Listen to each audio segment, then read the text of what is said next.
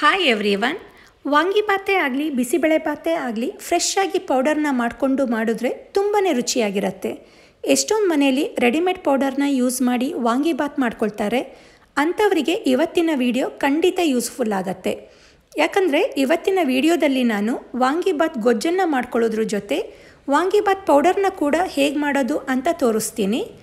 Perfect ಮೆಜರ್ಮೆಂಟ್ನಲ್ಲಿ ಪರ್ಫೆಕ್ಟಾಗಿ ವಾಂಗಿಬಾತ್ ಪೌಡರ್ನ ಹೇಗೆ ಮಾಡ್ಕೋಬೋದು ಅಂತ ತೋರಿಸ್ಕೊಡ್ತಾ ಇದ್ದೀನಿ. ಹಾಗಿದ್ರೆ ಬನ್ನಿ ವಾಂಗಿಬಾತ್ ಹೇಗೆ ಮಾಡೋದು ಅಂತ ನೋಡೋಣ. ಮೊದಲಿಗೆ ವಾಂಗಿಬಾತ್ ಪೌಡರ್ನ ರೆಡಿ ಮಾಡ್ಕೊಳ್ಳೋಣ. ಪೌಡರ್ ಮಾಡ್ಕೊಳ್ಳೋಕ್ಕೆ ಒಂದು ಪ್ಯಾನ್ನಲ್ಲಿ ಜಸ್ಟ್ 1 ಟೀ ಸ್ಪೂನಷ್ಟು ಎಣ್ಣೆ ಕಾಯಿಸ್ತಾ ಇದ್ದೀನಿ. ಜಾಸ್ತಿ ಎಣ್ಣೆ ಹಾಕಿದ್ರೆ ಪೌಡರ್ ಮಾಡ್ಕೊಳ್ಳೋಕ್ಕೆ ಸರಿಯಾಗಲ್ಲ.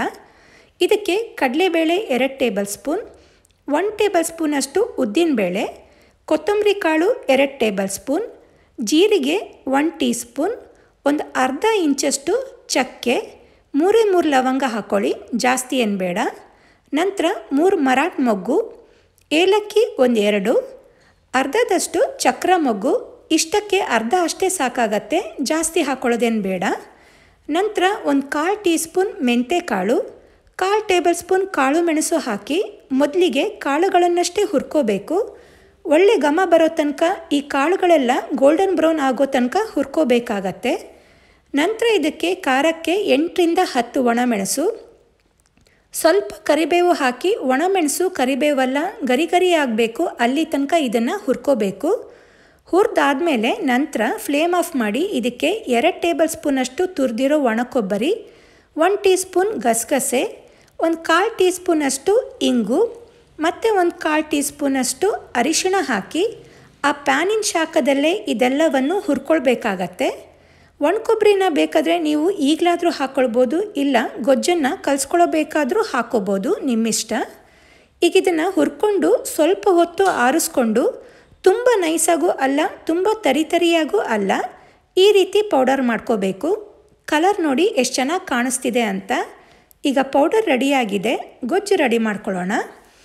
ಗೊಜ್ಜು ಮಾಡ್ಕೊಳ್ಳೋಕ್ಕೆ ಒಂದು ಬಾಣಲಿಯಲ್ಲಿ 50 ml ಅಷ್ಟು ಎಣ್ಣೆ ಕಾಯಿಸ್ತಾ ಇದ್ದೀನಿ.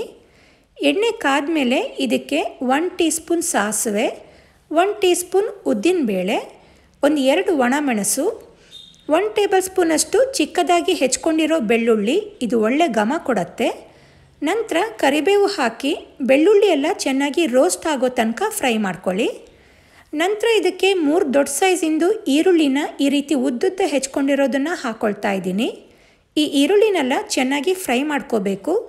ಈರುಳ್ಳಿ ಎಲ್ಲ ಚೆನ್ನಾಗಿ ಫ್ರೈ ಆದಮೇಲೆ 1/4 kgಯಷ್ಟು ಮೈಸೂರು ಬದನೆಕಾಯಿನ ಈ ರೀತಿ ಉದ್ದ ಹೆಚ್ಕೊಂಡಿರೋದನ್ನು ಹಾಕ್ಕೊಂಡು ಎಣ್ಣೆಯಲ್ಲೇ ಚೆನ್ನಾಗಿ ಬಾಡಿಸ್ಕೊಳ್ಬೇಕು.